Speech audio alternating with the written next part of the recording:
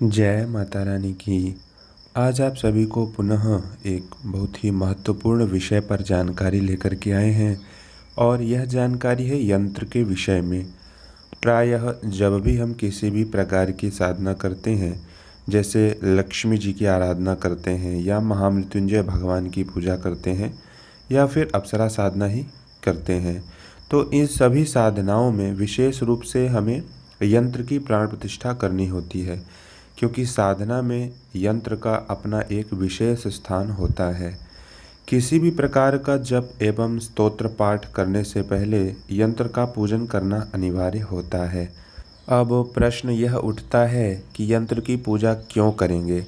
सबसे पहली बात, किसी भी देवी या देवता की साधना पूजा करने के लिए उन्हीं देवी या देवता का आवाहन करना होता है। आवाहन करने का तात्पर्य उस शक्ति को आमंत्रित करना या बुलाना होता है और इसीलिए उस शक्ति को बुलाने के पश्चात हम उनका आसन यंत्र में उन्हें प्रदान करते हैं, अर्थात उस ऊर्जा को उस यंत्र में स्थापित करते हैं। एक बात और बता दें, जो भी सामग्री हम भगवान को समर्पित करते हैं उससे ज़्यादा महत्वपूर्ण हमारे भाव होते हैं। किसी भी सामग्री को समर्पित करते हुए हमारे भाव कैसे हैं, ये महत्वपूर्ण होता है। भगवान को आप 56 भोग ही क्यों ना प्रसाद के रूप में चढ़ा दें, परंतु उससे ज़्यादा महत्वपूर्ण आपके भाव होते हैं।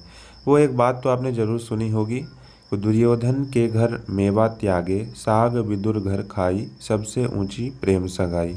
तो वहीं दूसरी ओर भगवान सुदामा जी से भी कहते हैं, पत्रम पुष्पम फलम तोयम यो मे भक्त्या प्रयच्छति तदहम भक्त्युपहृतम अश्नामि प्रयतात्मनः। कहने का तात्पर्य कि भगवान को वस्तु पदार्थों से ज़्यादा महत्वपूर्ण आपके भाव होते हैं।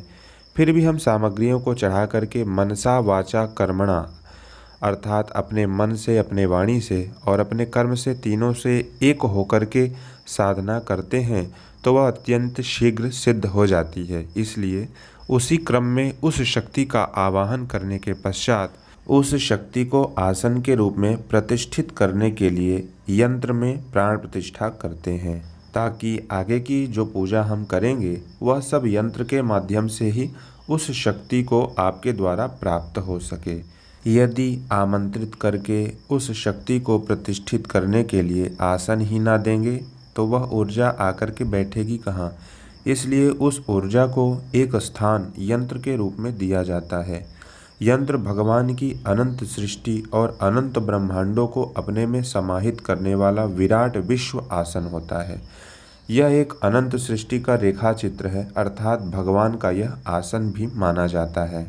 वस्तुतः वह ऊर्जा निराकार है, फिर भी जब साधक उस ऊर्जा को आमंत्रित करता है तो वह उनके निराकार स्वरूप को नहीं बल्कि उनके साकार स्वरूप को आमंत्रित करता है और उस ऊर्जा का साकार रूप उसी यंत्र में प्रतिष्ठित हो जाता है।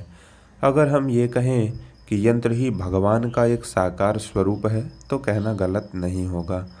अतः किसी भी प्रकार की साधना पुरस्चरण करते हुए यंत्र की प्राण प्रतिष्ठा करना परम आवश्यक होता है। इसलिए साधना करते हुए यंत्र की प्राण प्रतिष्ठा करना बहुत ही आवश्यक एवं महत्वपूर्ण माना जाता है। आशा है यह जानकारी आपको महत्वपूर्ण लगी होगी।